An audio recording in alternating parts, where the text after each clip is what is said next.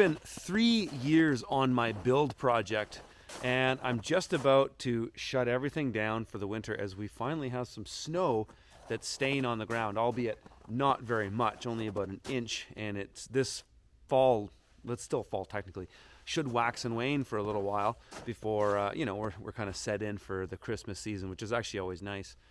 But it's already given me time to reflect on this project. It's been 3 years. So if you're new here, my name's Curtis Stone.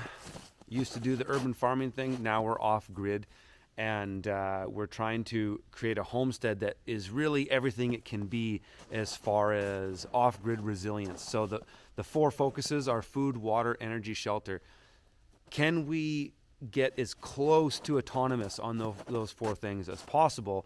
And on 3 of them, we're totally autonomous, and we're still always improving our food systems. But it's very difficult to be completely autonomous with your food system where you don't have inputs from anywhere. But that's a goal, but can you get there? So that's kind of the context of our project here.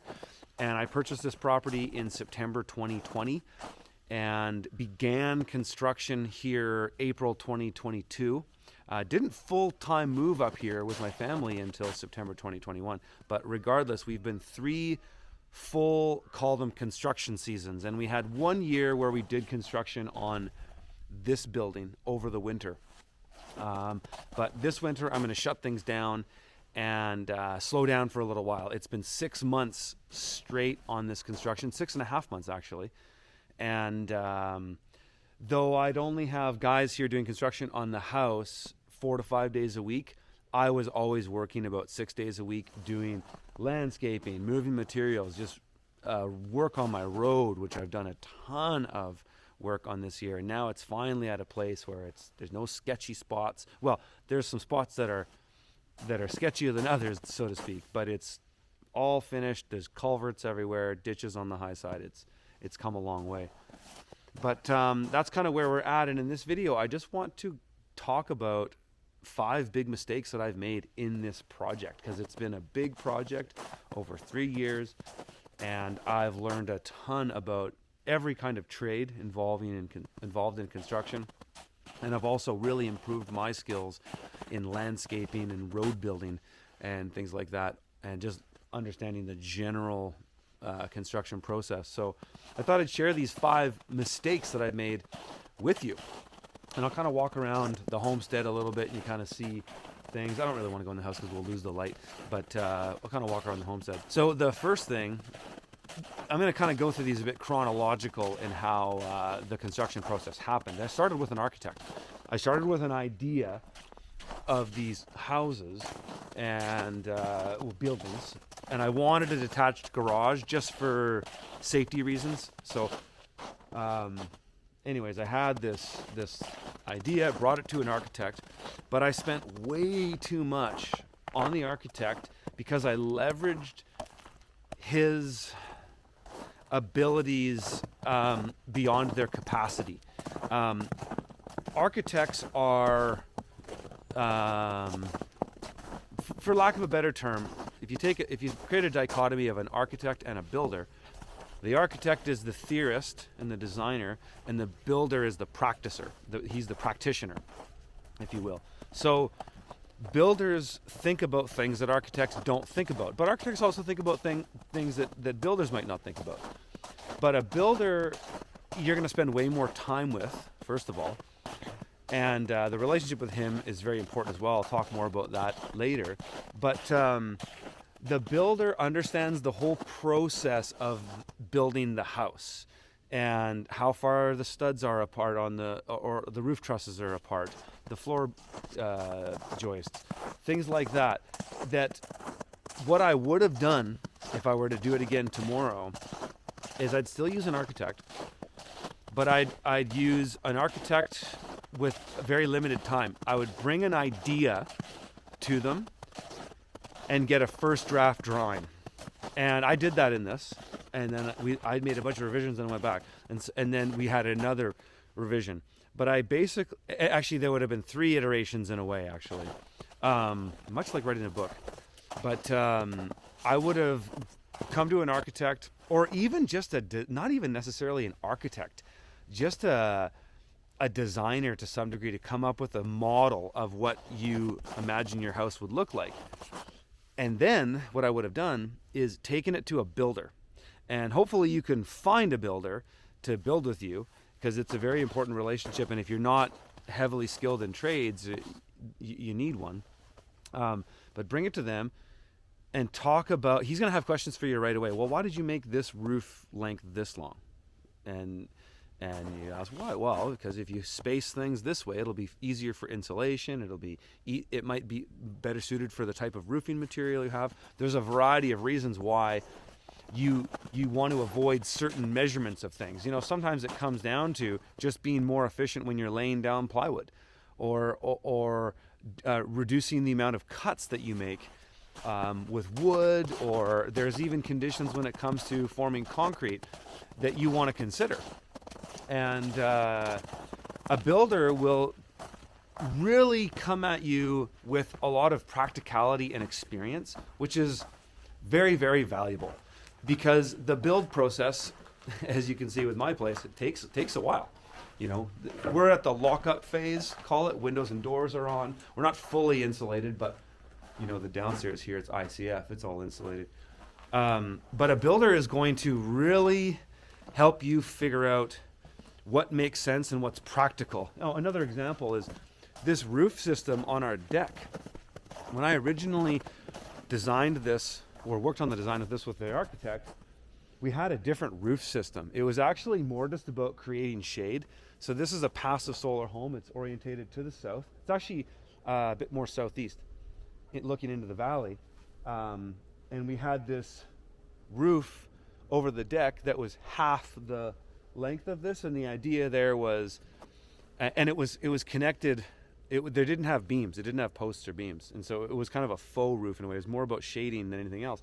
But my builder, who's lived in this area for a long time, says, well, why do you want that? Because then you're still going to have to scrape snow off your deck, and you're not going to have shelter from this, and the way this is connected to the building doesn't really make sense. And so he helped me eliminate that idea and helped me come up with this design for the roof now, which is incredible, because we still have the passive solar benefit of our light at the lowest time of the year, which is winter. Though, of course, it does reduce it a very tiny fraction. But we have a whole other set of windows above that roof anyways that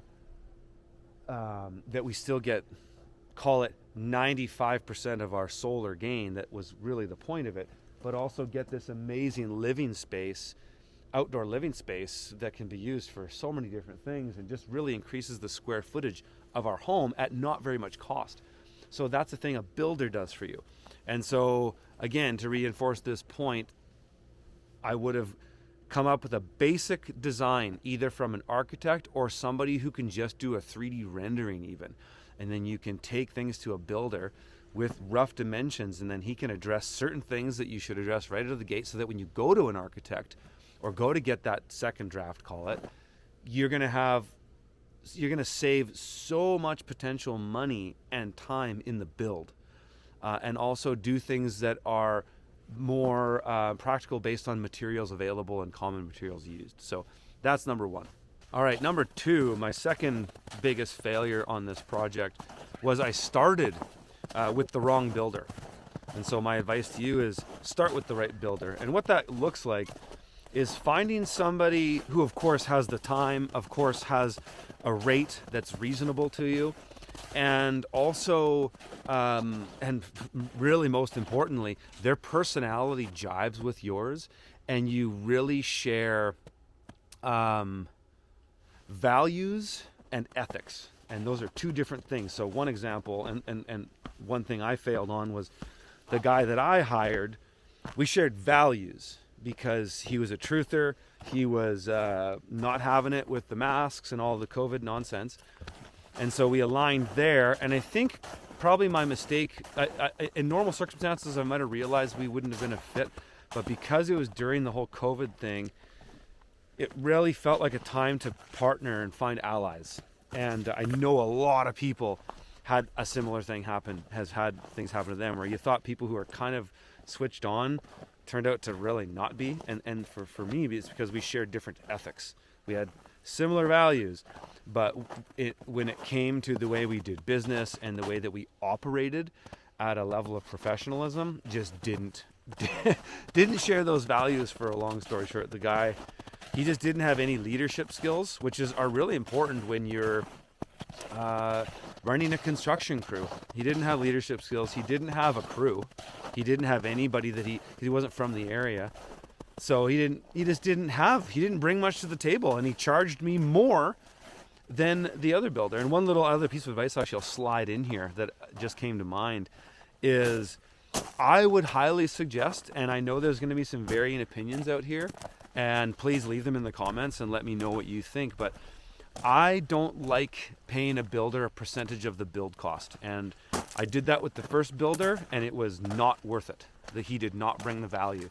And so with my second builder, he did way more and asked a little bit less, but didn't ask for a piece of the action.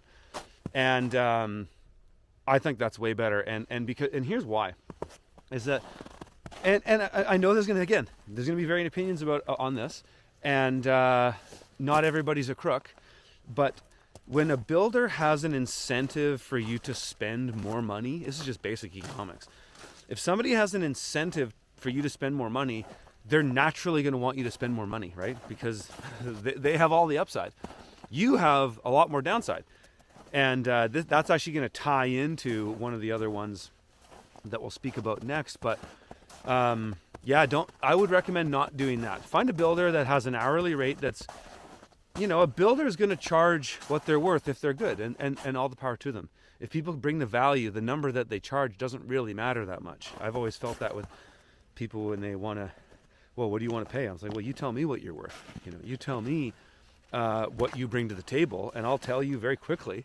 You say you're $100 an hour, fine.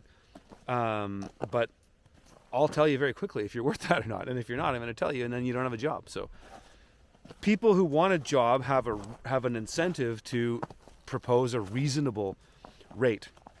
And that's just, that's the market speaking for itself. That's price signals in our social context, which are all good things. So, yeah, that's what I would say. I mean, I started with the wrong builder, and you need somebody who shares your values and your ethics, and perhaps some more things. Perhaps they also share some incentives too. That would be something that you could probably go on a further rabbit hole on. But that's number 2. Number 3, I should have spent more time in the planning stage of the build.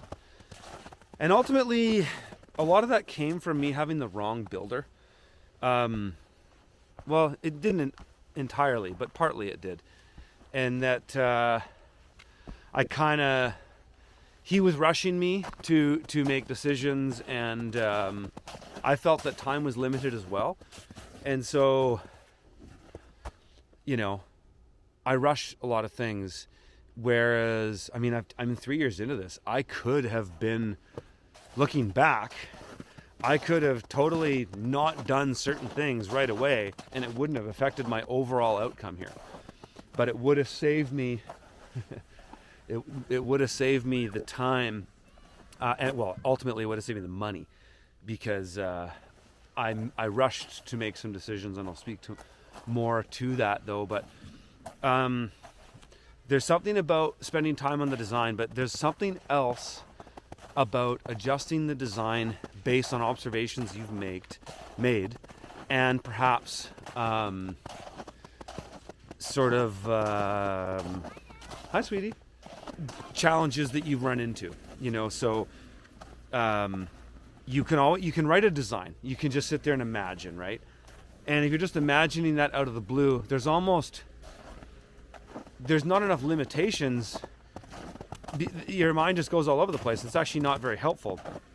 The limit is very helpful creatively. Miles Davis has a great quote about that too, and just the limits of a chord progression, the limits of a rhythmic motif or anything like that often give you a freedom, because you have less notes and less things to play with, so you can be a little bit more frivolous with them in a sense. And it's kind of like that when you're building things, whether it's a company or a homestead, is that those limits will reduce the amount of things you can do, because you have to operate within the framework of the context that you've been presented. So what I would have done, again, going back to spending more time in the planning stages, is started with some basic designs, and this could have started right with the architect one where we talked about in number one. And I was already living up here. Not living up here, but spending a lot of time up here at that point. I could have totally changed my. I could have adapted the drawings or the house more, because I was spacing things out. I could have changed things based on that. And often that's the best way to design things, is to get in there. And it was actually the reason why one of the first, well, it was the first major thing I did on this property, was I created an orthomosaic map. So I had a good buddy of mine up here, Javin Bernakovich, and we did a full survey of this property, and we did a drone flyover to create an orthomosaic map. That's basically a 3D map where the drone flies in a pre-designed flight path and takes a photo every 2 seconds on a linear path, and then a software program assembles those photos, and it triangulates distance from one photo to the next, or many photos, to give you a very accurate, to the millimeter, 3D rendering of the ground, as long as the ground's visible. It doesn't work in the trees. It works on the top of the trees, but doesn't work in the trees. And so we also used some survey hardware, basically a GIS system, and we walked in the treed areas that I wanted to pinpoint the ground, so that those pinpoints could be geolocated and then applied to the map. And so I could import this into Google Earth, and then once it's into Google Earth and I have a very good rendering, I can see a lot of stuff, and I know where all the water paths are. You get a huge amount of information from this. If you are a member of our Homestead Accelerator program, you see me do this every single week. But it's critical for design. So I did that, but I think looking back, what I would have done is thought of more ways to do more with less. I regret cutting some trees down. I didn't cut down a lot of trees. People in comments sometimes assume that this whole area that we live in was logged by me. It was not. It was logged about 40 to 50 years ago.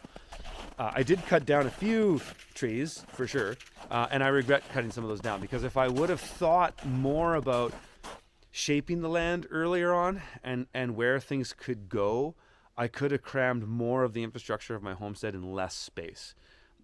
In the grand scheme of it all, it doesn't really matter, because I'm going to use that space anyways. The one space in particular I'm thinking about is my firewood area, that I cut some trees down there that I didn't really need to, especially for what I'm using it for now. But I am going to put a pole barn there eventually, so those trees might have had to come down anyway. So, no regrets in the long term, but I certainly would have spent more time on the design and just spending a bit more time interacting with the property and just observing and using, basic fundamental permaculture skills, or the principle of permaculture is to design based on observation. And so I would have, toned down my aggressive nature in some ways, of just to get in there and just get shit done, and just spent a little bit more time in observation. All right, number 4 of my mistakes that I made on this build project is that I did too many things that just weren't really that important in the short term. There was some things that I just wanted to do because I was sort of excited to do them, and I just kind of got stoked on taking action on that thing. But the thing is with things, the thing is with tasks or goals or moving the needle in some ways, is that it's always a can of worms. It's always more than you think it is. You think, oh yeah, I want to go clear this area of trees here, and I could probably get that done in a day. And then you get in there and maybe you break a chainsaw chain, or you need to sharpen your chainsaw, or one of the trees is in sort of a weird snag and it's kind of hard to get out of the way. Anyways, the point I'm trying to make is that sometimes you start things and they take way more time than you thought they would have, because it's a new task, and you overestimated or underestimated how much time it would take to complete. And so you basically waste time on things. And what I would have done better is really think about the priority of the task. Is that if you're going to do this thing, and I like to be really broad about this kind of stuff because I like first principles, because then you can sort of universally apply them a bit more instead of just getting hung up on my context, is that you think about this thing I'm going to do right now. It might take a day or 2 or 3 if something goes sideways. And does this thing right now address some kind of weak link, or does it stack into a bunch of other things that need to be done? So, for example, my driveway was one thing that I made some mistakes on in it here and there, but the fact that I put that much time and effort into it was not a waste of time. It was very important, because I have one part of my driveway in particular that's more of a problematic area, because it's just, in order for me to change it to get it better than it is now, I've done everything I could with my machines and the capacity of at least my skill base.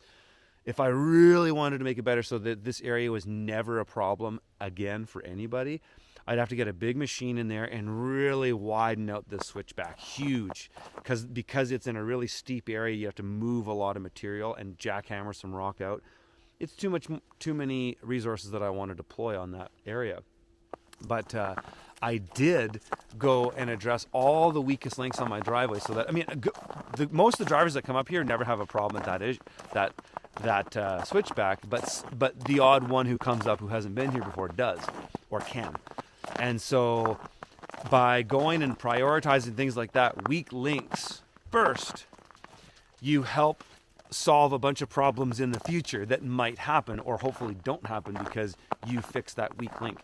And so, or it could be, you've got a bunch of things you want to get done in the homestead, but your builder says, hey, and this is things that came at me all the time when I was doing this build, is he'd say, hey, if you could get these materials moved to these areas, and that was me running the machine, the skid steer, by Monday morning, that would be really helpful, because that's the first thing we're going to attack. And so if I don't get that thing done by then, it's going to, now the guys show up and then they got to do something else. And so a bit of time is wasted.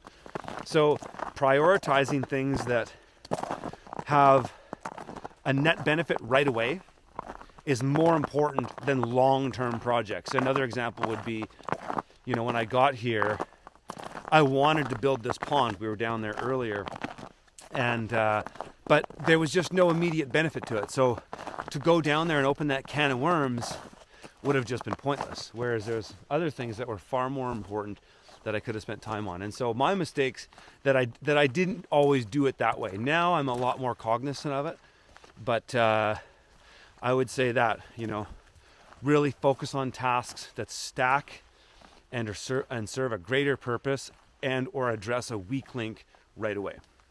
All right, number 5, fifth mistake I made on this build is I bought too many materials too early. And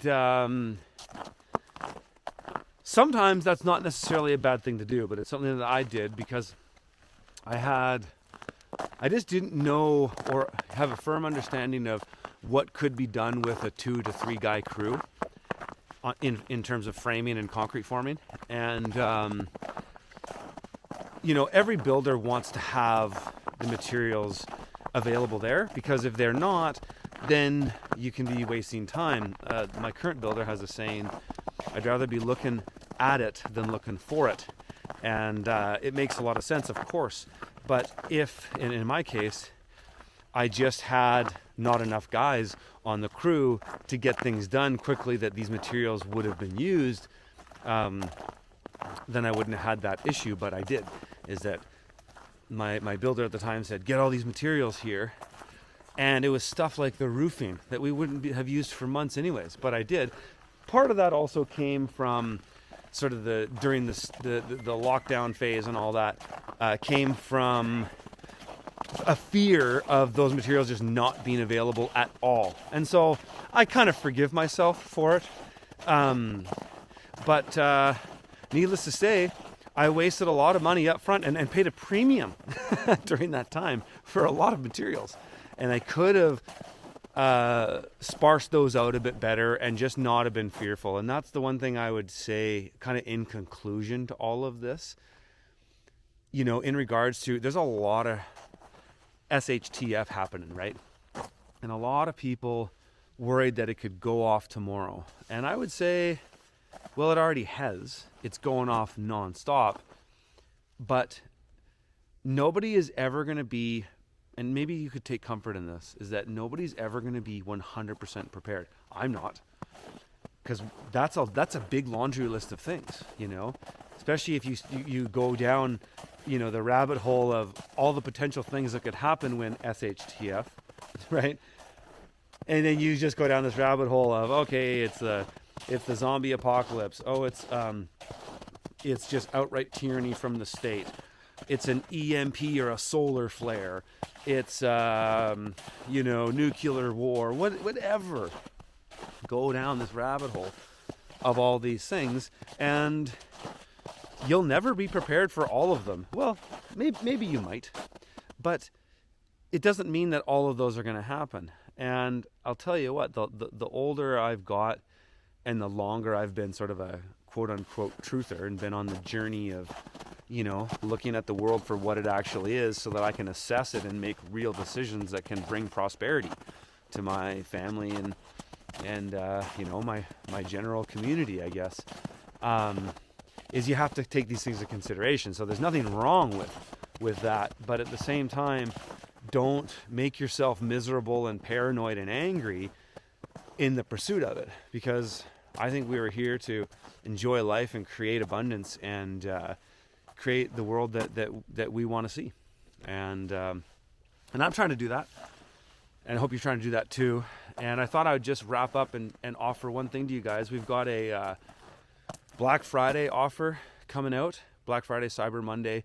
I'll have a link in here that's the early offer if you're interested. It's a one-time payment to everything that Freedom Farmers has created. So Freedom Farmers has 20 courses and more coming. We have the FromTheField.tv platform. We have my Homestead Accelerator program where we showcase 10 to 15 properties every single week that are A to B properties that are opportunities for people who want to do what I'm doing. Food, water, energy, shelter, get off grid, whatever it could be, grow your own food, have your own source of water.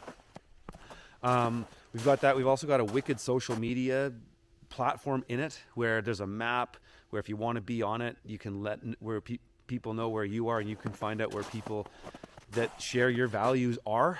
And it's an incredible platform, and I'm extremely proud of it. And my team and I have worked on this for years now, and it really is the best it's ever been.